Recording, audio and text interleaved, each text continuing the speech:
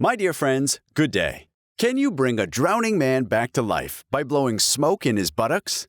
Don't laugh. This is a real question, the topic of the day. Doctors of the 18th century asked themselves this question very seriously. I also think they maybe needed a little bit of a vacation, but I'm getting used to it, huh? And from experience, when history brings me a pretty absurd anecdote, I know that you always have to start by putting it in context. In terms of medicine, the 18th century is often portrayed as pretty empty. In 1628, Harvey demonstrated blood circulation, and in 1780, Lavoisier revealed how breathing worked. But in between the two, well, there is still the observation of sperm, some electrical experiments on muscles, and other anatomical advances. But apart from that, not much else really happened. It has to be said that medicine at the time was a real battlefield between two different visions of the world. On the one hand, Descartes' mechanism, which claims that the body is a machine. On the other hand, the vitalist theories, which claim that living cells have very particular properties. And it's in the context of this argument that the question arises: can you resuscitate a drowned person? And it's here that some people say, what if we blew smoke up his ass? So don't laugh, there are some very big names among them, like the physicist and naturalist René-Antoine Réaumur and the doctor Georges-Jean Bruyère, who even reports a successful resuscitation in Passy, near Paris. An engraving was made in England entitled "The Most Efficient Way to Save a Drowning Person." Moreover, the English doctor Richard Mead supports the theory, as well as the surgeon Antoine Louis, the co-inventor of the guillotine, and the Swiss Samuel Auguste Tissot, nicknamed the Doctor of Princes and the Prince of Doctors, well known for his work on masturbation. All this band of merry men, scientific luminaries of the time, agree. A little puff of nicotine in the buttocks, and here we go again. We're really not talking about an anecdotal practice relayed by two charlatans who were dueling. By the way, one quickly goes from theory to practice in Amsterdam, a city full of canals and drunken sailors, and therefore full of drowning people. There, private individuals close to the Enlightenment thought created in 1767 the first society of help to the drowned. Concerned about the public good, they placed machines all along the canals that breathed tobacco into the intestines in a very efficient way. Kind of like how they put defibrillators in all the public buildings today. Society even rewards those who try or succeed in saving a drowning person with their method, with money or a medal on which you can see mankind pushing back death with the help of the famous machine. For the record, the company still exists today, so if you save a drowning man in Amsterdam, you could receive the exact same medal. Well, don't go stick your smoke in his butt, because nowadays, the company recommends cardiopulmonary resuscitation instead. But at the time, this type of organization was multiplying in Europe, in Paris, in London, in Venice, and all of them recommend the same practice with their own smoke machines.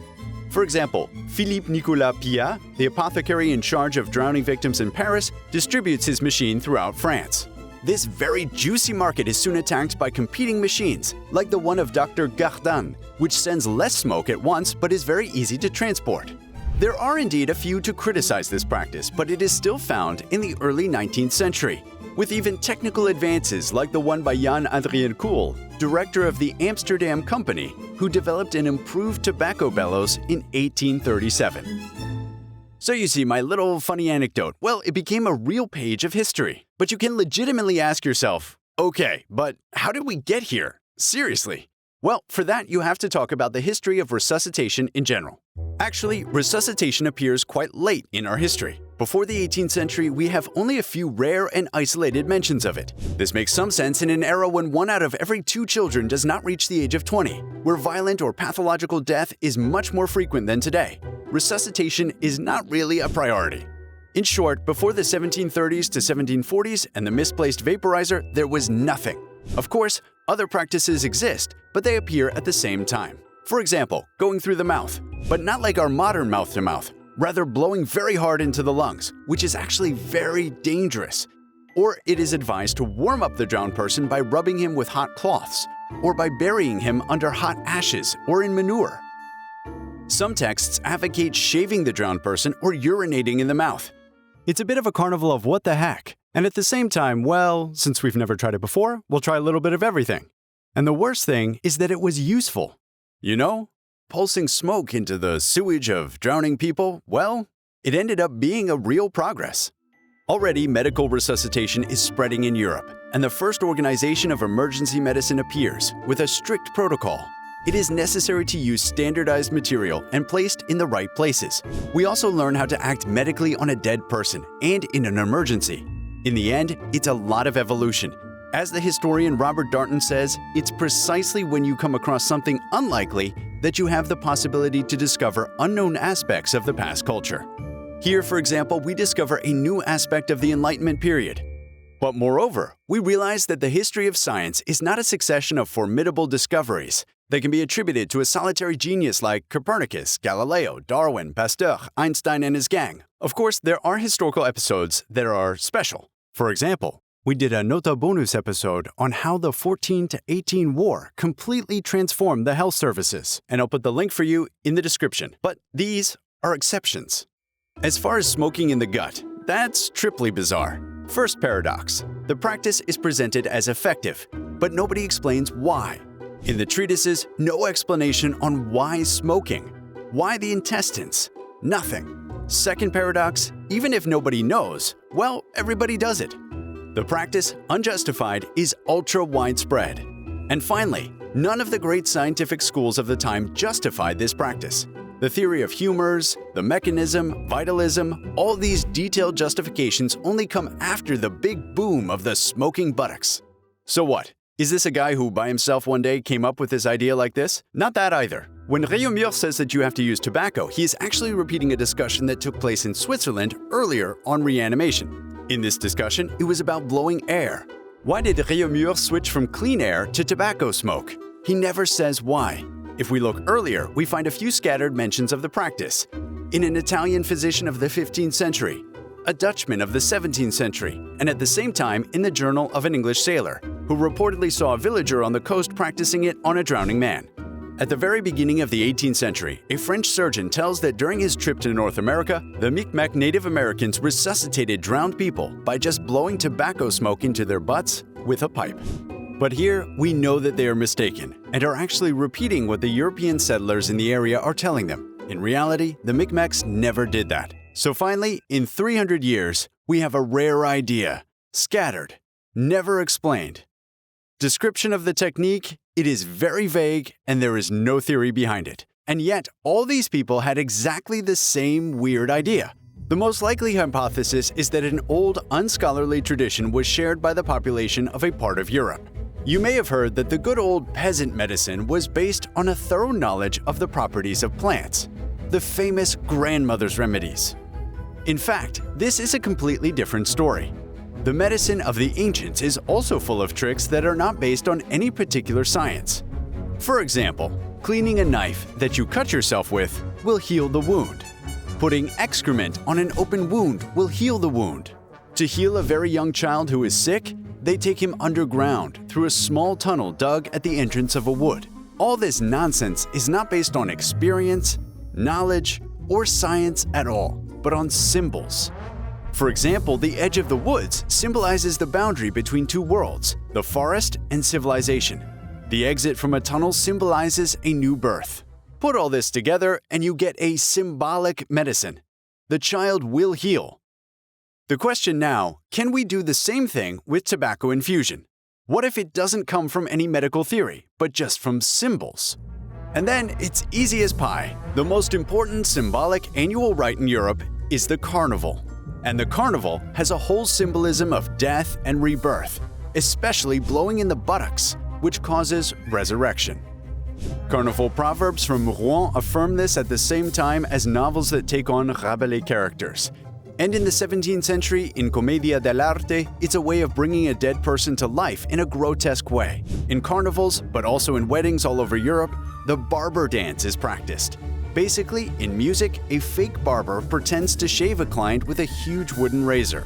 He slits his throat in clumsiness, but resurrects him by blowing into his buttocks. The ritual can be found in Germany, in France, and even in Kashubia, a very remote region of Poland that has its own language, and also in the Basque country, which a priori has nothing in common with all the other regions. In the same way, the very old tale of Cornicule tells how a poor cunning peasant sells very expensive false magic objects to the lords of his village. For example, he pretends to kill his wife and resuscitates her by blowing into her buttocks with a bellows or a pipe. This legend is also spread through France, Switzerland, Spain, and Italy. So, you see what I'm getting at. The more a tradition is spread across many countries without knowing why, the older it is. And, as if by magic, the carnival myth explains everything. During this festival, urine is used. That's why it was recommended to shave the drowned person, to pee in his mouth, or to blow in his bottom. These are all rites of the carnival and the barber dance. Even the settlers of New France brought it back to Micmac country, where they practiced the barber dance under the name Danse du Sauvage, hence the confusion.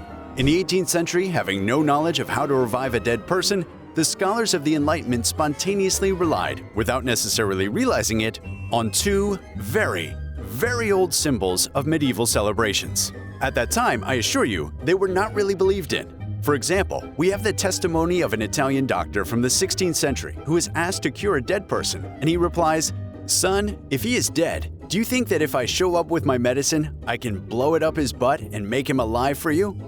Lucid, this guy. In any case, all these links are demonstrated in the book Tobacco for the Dead, A History of Resuscitation, written by Anton Serdeczny, who also wrote this very episode. So what can we learn from this? Well, that culture plays a role in the construction of science. Science is not a bubble that is cut off from the rest of the world. Even if it tends toward universal and objective knowledge, it is also built in a social and historical framework that will inevitably influence it. So sometimes it ends up well. Our story about the cone for the buttocks is the proof. It helped to forge new medical habits. But sometimes it's also a disaster. During the same time, the same Enlightenment scholars believed in the disease of onanism, such that masturbation led to the worst sufferings, and even to death. And that's not from the religious Middle Ages. No, it was invented at that time. Has anything changed since then?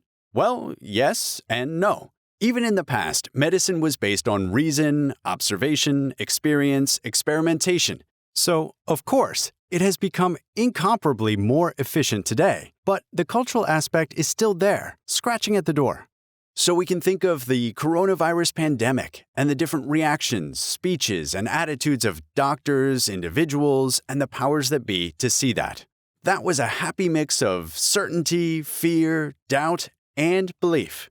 So, okay, I didn't tell you in this episode what you should do if you come across a drowning person, but at least you'll know what not to do. That's not very clear, but that's how I say it. Anyway, this episode is informative, so please share it around. And like it too, because that would help us out. Thanks for watching. Thanks to Anton for the preparation. See you soon on Nota Bene. Bye.